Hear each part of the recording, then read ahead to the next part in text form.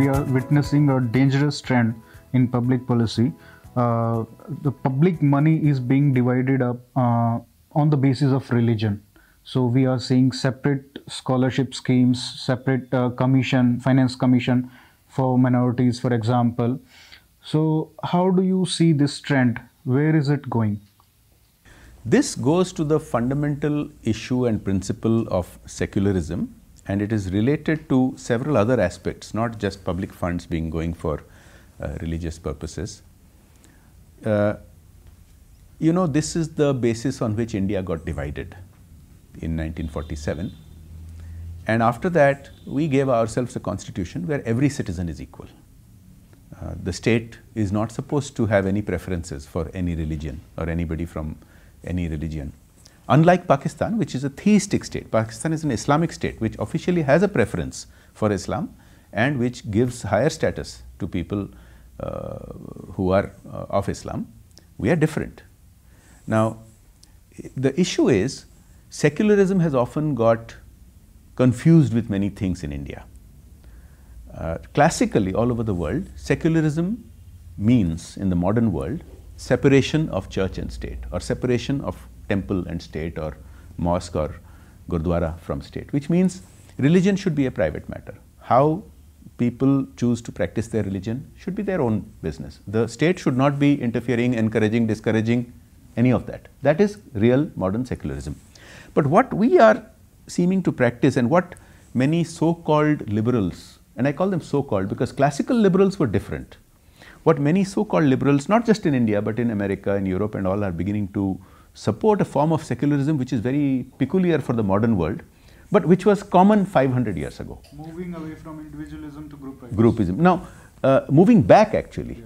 Now, let me tell you, we have had secularism in Indian history for so many thousands of years. You look at the Ashokan edicts, which promise equal treatment of the state, of different religious groups. At that time, there were not that many groups, but Buddhists, Jains, Hindus, they were all treated equally. Now, if you look at 500 years ago, the epitome of secularism was the Ottoman Empire. Now, this is very interesting because this is what is happening in India today. In the Ottoman Empire, it was an Islamic state, but it was a benevolent Islamic state. What it had was, it did not give equality to all religions.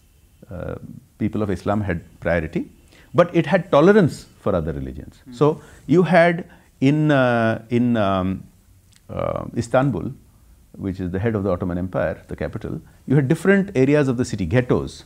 One area where Jews would live, another area where Christians would live, another area where some other minorities would live, including some Hindus used to be there also. Within their ghetto, within their neighborhood, they had their own group rights. So whatever happened, they would adjudicate themselves. The state would not interfere. But if they committed a crime outside of their area, then the state would get involved.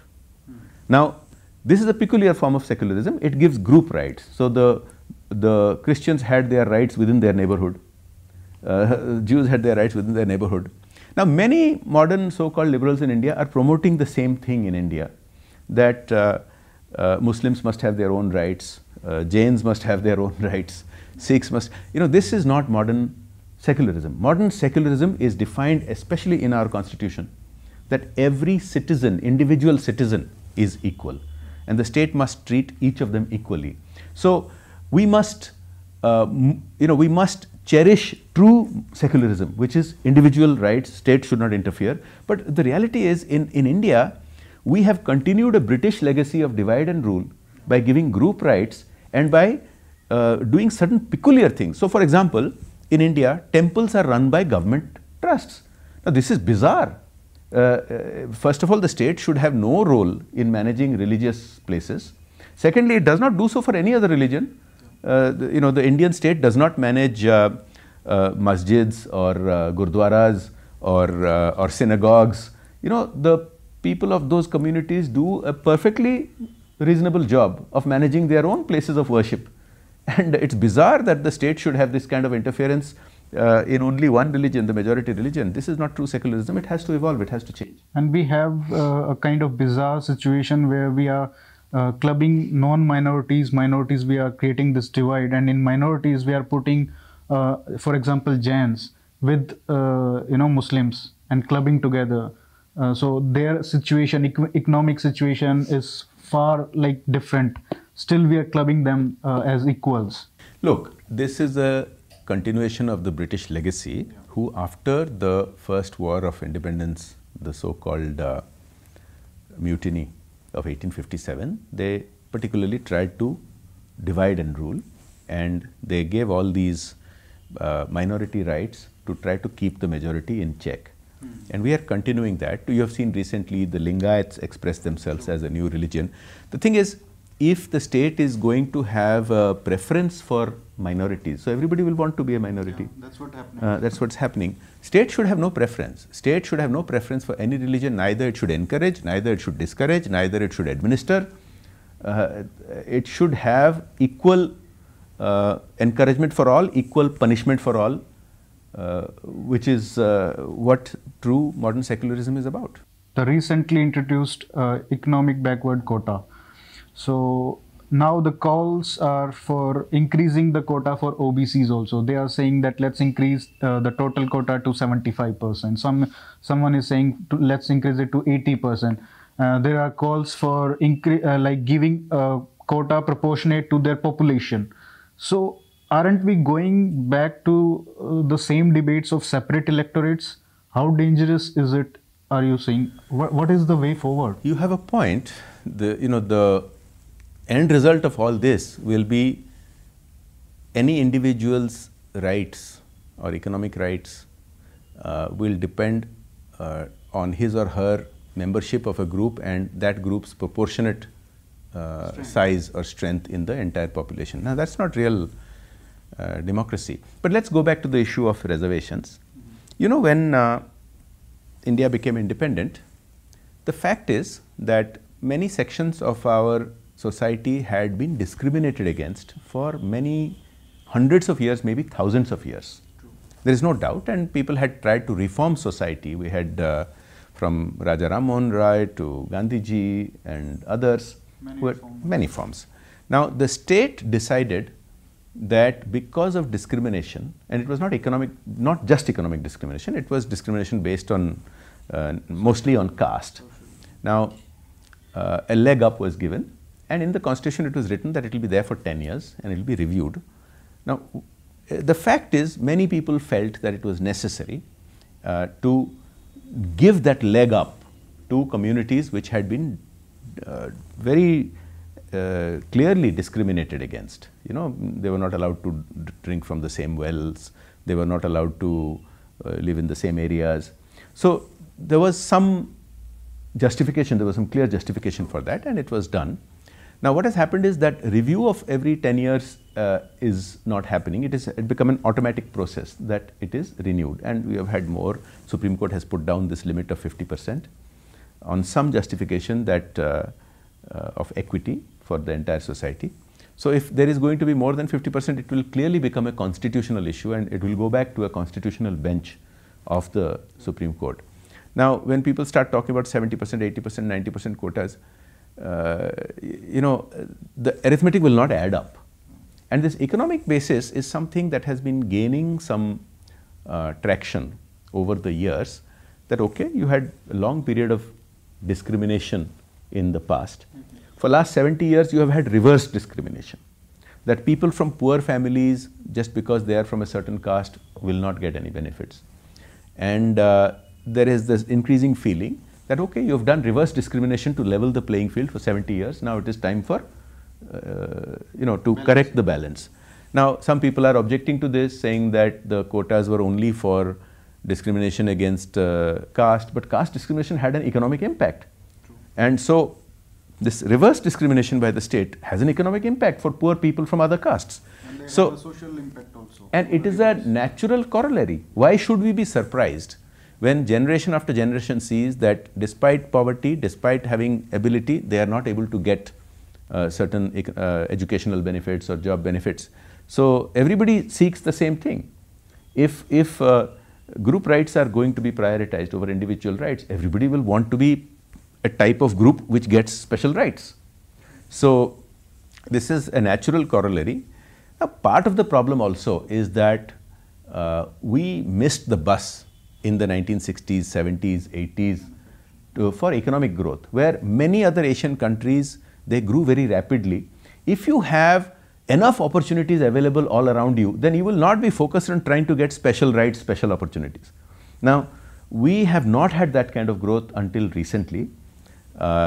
If we have high growth rates with equitable access to our population for one generation, continuously for 20-25 years, a lot of this angst will self-resolve itself. But it will not be an automatic solution of the problem. High growth rates and equity are a necessary precondition for coming to an amicable solution on these issues. But they are not the only solution, but it's the first prerequisite. Okay. So on the issue of triple talaq, and you were talking about Ottoman Empire and how they manage the communities. So there is a debate right now that how should the state deal with these communities? Should they leave them to their own courts, or should the state try to modernize the society? So what are your views on this? I have written a book recently, Lutyens' Maverick, and I have written about this issue. Look, our constitution is modern and it is really egalitarian. It gives every individual equal rights, which means there has to be a uniform civil code. You can't have separate codes for separate groups. That is, as I said, a practice of 500-700 years ago of the Ottoman Empire. Now, we are not the Ottoman Empire, we are the Republic of India, which is the largest democracy the history has ever seen. So, those who want to continue with group rights for certain communities, I think are wrong, and they may have political objectives to do it. Now, it is not for the state to modernize or not modernize societies, but it is for the state to treat everybody equally. Now, if a community imposes certain kind of special policies on itself, it may suit certain gender in that community, it may not suit the other gender in that community. Now, the state has to be neutral, it has to give everybody equal rights. So, uniform civil code is a necessary part of any secular modern state. The Ottoman Empire didn't have it because of the reasons I explained to you, and we seem to be stuck in that loop. But we really need to move on to a 21st century version of secularism which treats everybody equally. That's how we build an inclusive nation rather than, Rather than a coalition of different communities. Yes. Rightly put. One narrative that has been, building up in the media in the last 5 years is Ghar Wapsi. And there have been demands for anti-conversion laws. Odisha, your state, was a pioneer in this. I think in 1967 the law was introduced. So, what is your view? Should we have a complete ban on conversion, or you have said actually that if minority has the right to convert, so do the majority people. So, do you think that giving equal rights to convert is the right way forward, or should there be a ban? So, you're right, I have again covered this in my book. You might as well show my book, Lutyens' Maverick. Please, those of you who are looking at this, you can go into this subject and many other subjects that I have covered in some detail. Now, here is the issue. On the issue of conversions, there has been hypocrisy. People have supported or opposed conversion as it suits their own political agenda. The reality is, again, the state must have equal rights for everybody and equal obligations for everybody. Now, our constitution very clearly says that people have the right to practice their religion, they have the right to profess their religion, and they have the right to preach their religion. Now, what does that mean? That means if I want to profess and preach my religion and it attracts somebody, they want to be part of that religion, that is conversion, but it should be okay, it is acceptable.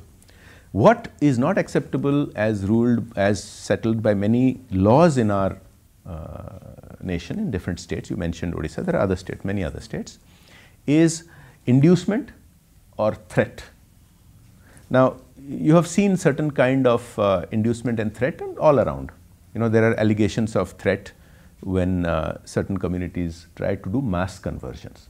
Now, it is really the mass conversions that are at question, because any individual who likes something and does really should be free to do it. Now, mass conversions often happen when certain facilities are open to you only if you become part of a religion, maybe a school or a hospital access only if you are part of a certain, that is inducement, and that is a threat of a certain kind. Or otherwise, if anybody threatens you, whether you are part of the majority or minority, that you must change, otherwise you will not get these benefits. That is not permissible at all. Now, you have asked a very important question, this so-called ghar wapsi. It's very clear that if somebody from a minority religion has the right to go and preach and profess his religion and attract other people to it, so does the majority. Yeah. How can you say that the right to preach and profess and attract people to your religion is only there for certain minority religions but not for the majority? Here, again, this is a legacy of British era rules, where they divided and ruled by creating special rights, special access. So it was okay for the minorities to do a lot of things which the majority was not okay. The reality is very simple. As long as there is no, the state must ensure there is no threat. Let me give you an example. You look at Pakistan. Pakistan inherited a certain number of minority population, Hindus, Christians, Jews. Now, they have almost been entirely wiped out in last 70 odd years because of majority pressure on the minority to convert. Not necessarily of the state, but they could not protect the... No, it's the Islamist state. Yeah. It gives special rights to people of the Islamic religion. And although there are some protections for the minorities, obviously they have not been able to... No, so that is one extreme. Yes. The other extreme is what we are practicing in India, that only the minorities have right to preach and practice, but not the majority. So look, anybody who says ghar wapsi is wrong should also say that Christian missionaries, Muslim missionaries and other missionaries are also wrong. Now, anybody who says this is right, this also is right. So the state should not interfere. State should ensure that there is no threat. State should ensure that there is no inducement for mass conversions. But other than that, person of any religion should be openly allowed, as per our constitution, to profess his or her religion, to practice it and to preach it. And if it attracts people, that's fine. Again, the question is, for example, many people say that the majority religion, Hindus don't believe in converting, but the Christianity, Muslims, they are proselytizing people. So there is, giving equal rights to is not really equality in that sense. No, look, a modern nation cannot not give a right to somebody to practice, profess and preach his religion. It is part of our constitution. Everybody must have that right.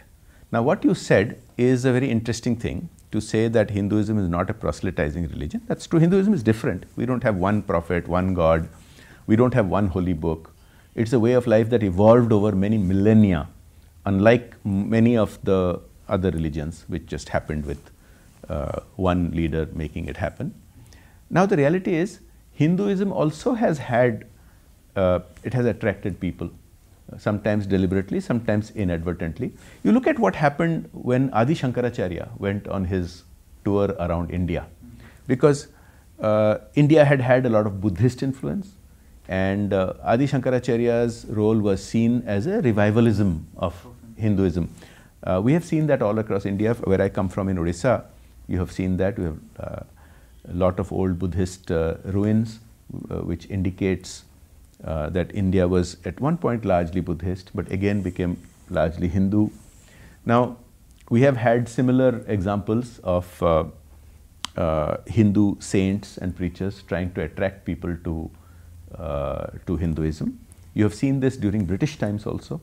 You have seen it in, for example, 10-12 years ago, when Swami Lakshmanananda in Odisha was murdered, and that led to riots and deaths in Kandhamal in Odisha. Now, Hinduism is not a classical proselytizing religion, but please remember that we have had saints like Vivekananda who have gone and spoken at world conferences to talk about the joys of Hinduism. You have had, the Hare Krishna movement is an international movement. True. These are people of non-Hindu heritage who have self-professed and become Hindus, attracted by the tenets and by many of the prophets that we were just talking about. So I don't think that there is any issue. We should welcome anybody who wants to be a Hindu. Now we have certain restrictions which I think we should do away with. Certain of our temples don't allow people who have embraced Hinduism to come. That I think ought to change. But this is something that has to happen with consensus inside the faith rather than by state diktat. True. So, there is like the majority is at disadvantage in the sense that they don't have control over their own institutions. If you want to proselytize, you need resources, you need your own institutions. Schools can be one, temples can be one. You talked about temples being in state control while others are free to use those resources to convert people. And but schools also, let's talk about schools. You are very much interested in education, and so we have a situation where we have classified the schools also as minorities and non-minorities, and the Right to Education Act, as you know, is not applicable to non-minority schools. So this is also kind of incentive we are creating as we are kind of incentivizing the people from the majority community to open the schools. So this once again is a legacy of pre-independence British era divide and rule policy. Now this minorityism, as some people are calling it, is incentivizing every group to become a minority group. It should not be like that. It should be, so you took up the issue of minority schools. Really, the topic is religious affiliated schools. Okay? True. Now, you look at other democracies, they have rules for religiously affiliated schools. Okay?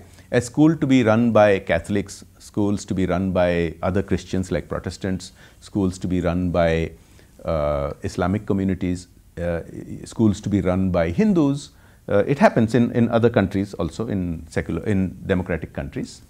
I think in the US it is secular schools versus religious. Exactly. So you have secular schools and you have religious schools. You don't have minority schools. Yeah. So if you, I think it is legitimate for some religious communities to say that we want to teach our children our values, our ethos. And it is legitimate for the state to say that you can do that, but you must teach them the basics of arithmetic, of science, of languages. So the balance is, you find a balance that in so-called religious affiliated schools, the state has a requirement of what you can do, what you cannot do. And beyond that, the community, religious community which runs the school, they have certain classes, they have certain prayers for their own community, which is fine. But you can't say that this all is fine unless you belong to the majority religion. So you see, this minorityism has to change to true secularism, to equal rights for all, and it is legitimate for religious communities to say that our children, apart from getting schooling, normal schooling, should get some religious education. That is true for every religion, not just, you can't just exclude the majority religion. Yeah, they also have the right to preserve and exactly. promote their culture. Yeah, you have hit upon the thing that it seems as if that only the majority religion should not have the right to preserve its culture. Yeah. Every other religion should have the right. That's odd. Yeah. That's what the Article 29 and 30 has led to.